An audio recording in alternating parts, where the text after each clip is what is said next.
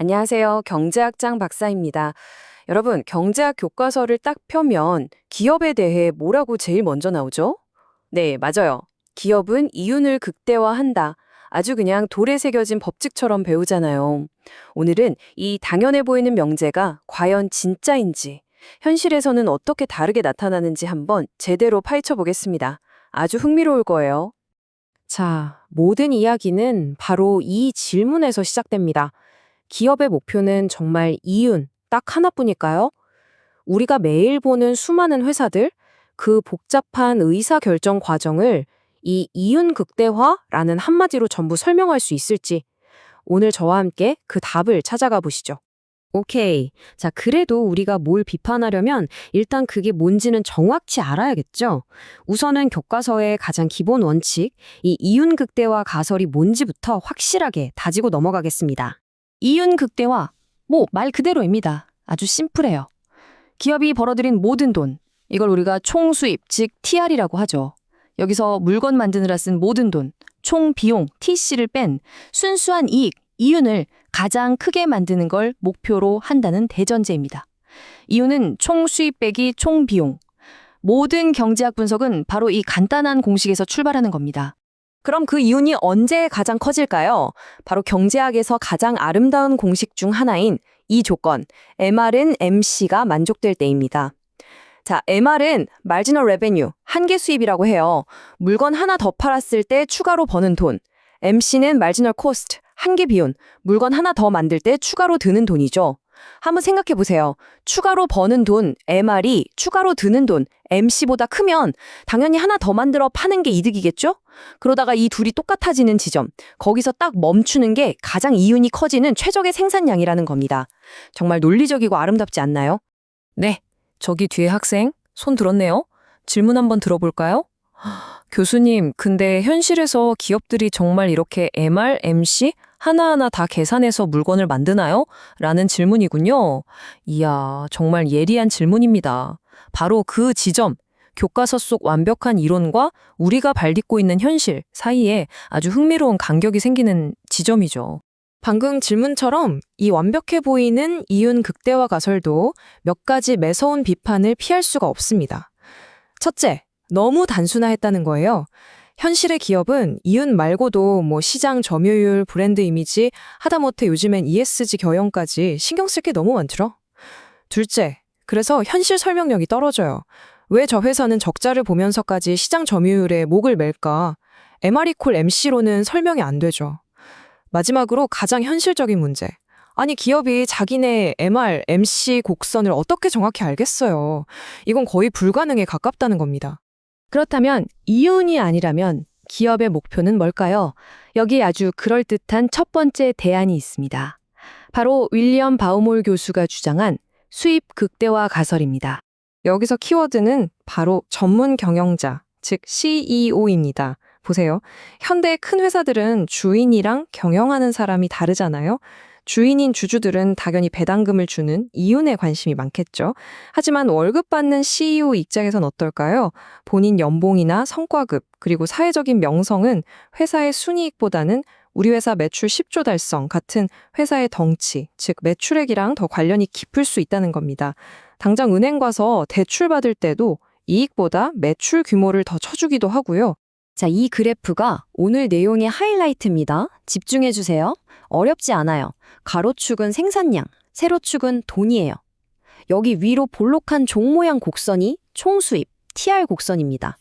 처음엔 팔수록 수입이 늘다가 너무 많이 만들면 값을 깎아야 하니까 오히려 수입이 줄어드는 모양이죠. 그리고 아래에서 쭉 올라가는 이 곡선이 총 비용, TC 곡선이고요. 자, 그럼 아까 배운 이윤 극대화 지점은 어디일까요? 바로 이 총수익 곡선과 총비용 곡선 사이의 간격이 가장 넓은 지점, 즉 아래 이윤 곡선이 가장 높은 봉우리를 이루는 Q스타 지점입니다. 여기가 바로 주주들이 가장 사랑하는 MR은 MC가 달성되는 이윤 극대화 생산량이에요. 그런데 바우몰이 말한 CAO는 어디서 생산하려고 할까요? 바로 총수입, TR 곡선이 가장 높은 꼭대기에 도달하는 지점, 즉 매출액이 최대가 되는 QS로 생산하려 할 거라는 거죠. 이 그래프에서 가장 흥미로운 점은 Q스타보다 Q햇이 더 오른쪽에 있다는 겁니다. 이게 뭘 의미할까요? 맞아요. 매출을 극대화하려는 기업은 이윤을 극대화하려는 기업보다 더 많이 생산하고 더 많이 판다는 겁니다. 물론 주주들 눈치가 있으니 최소한의 이윤은 맞춰야겠지만요. 자, 그럼 또 다른 대안은 없을까요? 있습니다. 이번엔 극대화라는 개념 자체에 의문을 제기한 노벨상까지 받은 천재학자 허버트 사이먼의 만족이윤 가설을 한번 보죠. 이 가설의 배경에는 제한된 합리성이라는 아주 중요한 개념이 있습니다. 전통 경제학은 인간을 모든 정보를 다 알고 완벽하게 계산해서 최선의 선택을 하는 합리적인 존재로 보잖아요. 근데 사이먼은 말합니다. 아니다. 인간은 그럴 능력이 없다. 현실의 우리는 정보도 부족하고 시간도 없고 솔직히 모든 걸 계산할 능력도 부족하죠. 그래서 우리는 최선을 찾는 게 아니라 그냥 이만하면 됐다 싶은 만족스러운 선택을 한다는 겁니다. 여러분, 오늘 점심 뭐 먹을지 정하는 과정을 생각해 보세요. 우리 동네 모든 식당의 메뉴, 가격, 평점을 다 비교 분석해서 최고의 맛집을 찾아가나요? 아니죠. 그냥 돌아다니다가 저기 파스타집 괜찮아 보이는데? 하고 내가 생각한 목표 수준, 예를 들면 10,000원 이하의 깨끗한 곳, 이걸 만족시키는 첫 번째 식당에 그냥 들어가잖아요. 기업도 똑같다는 겁니다. 최대 이윤이라는 비현실적인 목표 대신 올해 이윤 1,000억만 넘기자 같은 만족스러운 목표를 세우고 그걸 달성할 만한 첫 번째 방법을 찾으면 더 좋은 방법이 있을지 몰라도 그냥 탐색을 멈추고 그걸 실행한다는 거죠. 훨씬 현실적으로 들리지 않나요? 자, 이렇게 대안들을 배우고 나니 이제 이윤 극대화 가설은 그냥 현실 설명도 못하는 낡은 이론처럼 보이죠? 그런데 여기서 끝이 아닙니다. 또 다른 노벨상 수상자 밀턴 프리드먼이 등장해서 아주 강력한 카운터 펀치를 날립니다. 이른바 이윤 극대화 가설의 화려한 귀환이죠. 프리드먼의 논리는 마치 자연의 자연선택설 같아요. 그래서 이걸 생존 원칙이라고 부릅니다. 기업들의 원래 의도나 목표가 뭐였는지는 하나도 중요하지 않다는 거예요. 이 치열한 시장 경쟁 속에서 어쩌다 운 좋게 이윤을 극대화한 행동을 한 기업들은 살아남아서 번성할 거고 매출만 쫓거나 대충 만족하고 안주했던 기업들은 결국 망해서 사라질 거라는 거죠. 따라서 아주 오랜 시간이 흐른 뒤에 시장에 남아있는 기업들을 보면 그들이 의도했든 안 했든 결과적으로는 모두 이윤을 극대화한 기업들처럼 행동하고 있을 거라는 주장입니다. 따라서 장기적인 시장의 결과를 예측하는 데는 이윤 극대화 가설이 여전히 최고라는 거죠. 자, 그럼 오늘 배운 것들을 한번 정리해 볼까요? 이 표를 보시면 명확해집니다. 어느 한쪽이 무조건 옳고 다른 쪽은 틀린 게 아니에요. 이윤 극대화 가설은 시장 전체, 즉 숲이 장기적으로 어떻게 변할지 예측하는 망원경 같은 이상적인 모델이고요. 수입 극대화나 만족 이윤 가설은 개별 기업 하나하나, 즉 나무가 단기적으로 왜 저렇게 행동하는지 설명하는 현미경 같은 현실적인 모델인 겁니다. 서로 용도가 다른 상호 보완적인 도구라고 이해하는 게 가장 정확합니다. 자, 오늘 강의 핵심만 머릿속에 딱 정리하고 가겠습니다. 첫째, 경제학의 기본은 뭐다? 이윤 극대화 MR = MC다. 둘째, 하지만 현실에서는 매출이나 이 정도면 만족해 같은 다른 목표도 존재한다.